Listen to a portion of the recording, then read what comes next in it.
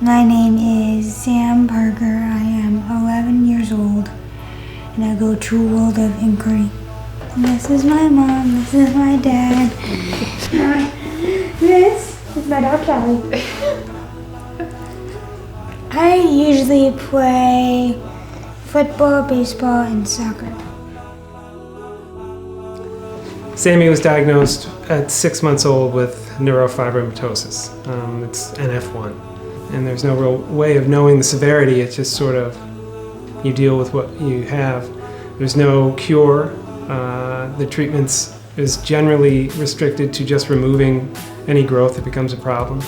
He got pretty heavy-duty intensive treatment for that. He had surgery, he had radiation, he had really intensive chemotherapy. What's been hard?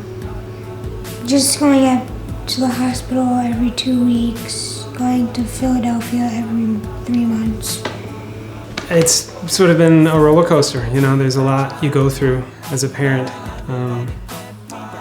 in a situation like this. So it's been hard. It's also been, you know, really rewarding to see how he faces his, you know, the challenge. It's been for somebody his age and you know, where he is in his life, to be faced with something like this is massive. And you know, he's just been so brave throughout the whole thing. That's been amazing as a parent to see that. He bounced back just amazingly well. I mean, it was just, I mean, if you could have seen him a few years ago, you wouldn't believe that he would bounce back to be the kid he is now. Although if you knew him, you'd believe it. Yeah. Sam's sister is a junior drama major at School of the Arts, and when they decided to cast Hairspray, Miss Dewey, who's directing the show, thought it'd be really fun for him to be a part of that. It's such a very special experience. We already knew Gracie was going to get the part. I thought, hey, let's put Sam in the play too, because Grace had told me he was learning the dances with her when she was learning them for the auditions. A lot of the choreography I'm taking right off of the Broadway choreography, and I would say there's, you know, 6 or 7 numbers, maybe 8, and he's learned all of it. And you know, these are high school kids that he's with learning Broadway choreography, and he's doing fantastically. We feel he's really lucky to be part of it. It's hard work, but he's enjoying it. He's dancing and singing, and he's doing it all.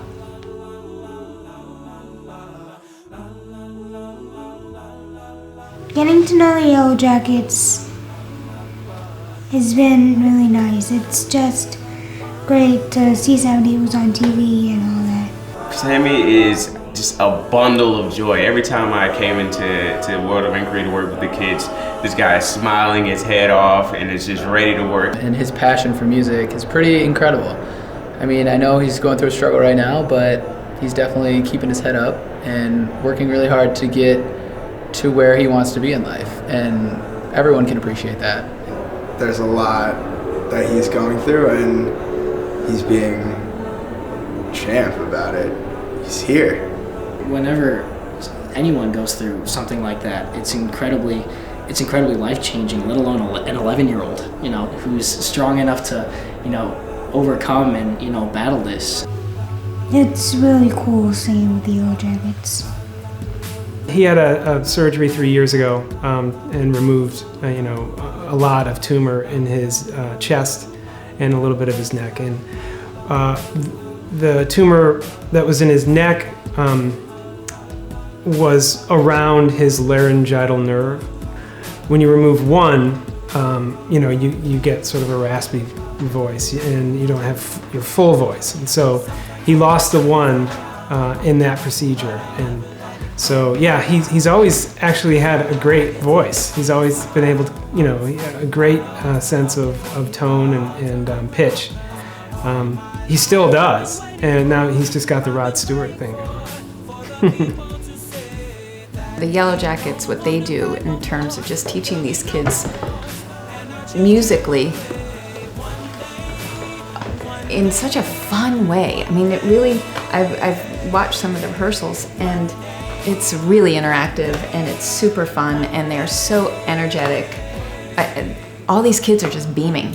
You rarely find an organization that's so, willing to give, that's so selfless. In the past, we've done concerts to benefit group members that have been diagnosed with different things, and we feel like he's a part of our group as well. I mean, they're called the Buzz. Their shirts are just like our Jacket shirts, so we consider them a part of the Jackets family. So when we found out about him being ill, we just thought that we should help him with our music as well. I mean, try to get people aware of the things that happen to young people all around the world, and just get people to come out and just kind of celebrate with us and create these wonderful memories for him and his family, and just keep them encouraged during this rough time, because I mean, this would be rough for anybody. We take it, every single one of these kids matters so much to us. So, we take it personally when something happens to any of them. We want to do everything we can to support him and his family. So this show is going to that cause. And I think it's really exciting to have everybody coming out from Washington, D.C., like Afro Blue and, the guys from Committed from season 2. So it's like a big party almost, which is really cool because I know that we always like to put on a good show, and to add that talent to the show is going to make it more incredible. And I really hope Sammy enjoys it and has a great time on stage. Things like this help in that regard, because you tell people that Sam has NF1 and generally nobody understands what that is. So there needs to be some awareness that we can generate. Having this has taught me that even though I have cancer doesn't mean I can back out of anything. If you have cancer, don't stop what you're doing. Keep up what you're doing. Don't ever stop. Don't doubt yourself. Every day we learn how to be more brave, how to be a better person, how to face a challenge that you don't want to, and he does it without even knowing. What he teaches us is not to take life for granted. Enjoy every moment of it, every opportunity you have, take it, because you never know, when something such as cancer is going to affect your life.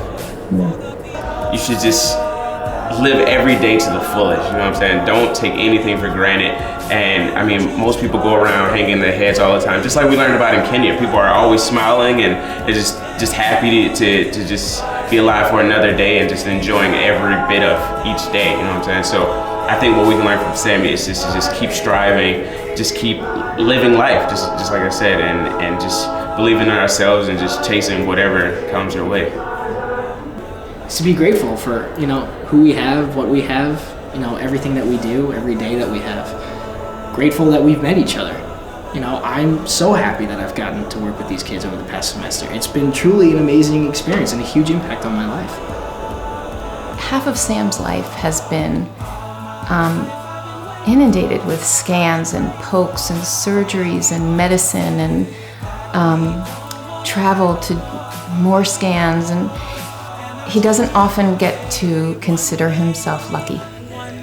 And what the Yellow Jackets are doing, putting this thing together and kind of having a second Make-A-Wish for him and going down to Atlantis again, he's gonna feel lucky for 6 days. And as parents who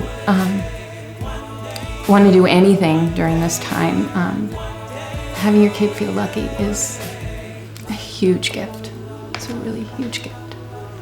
So, I mean, this concert goes out to him and I'm so excited for him. This one's for you, Sammy.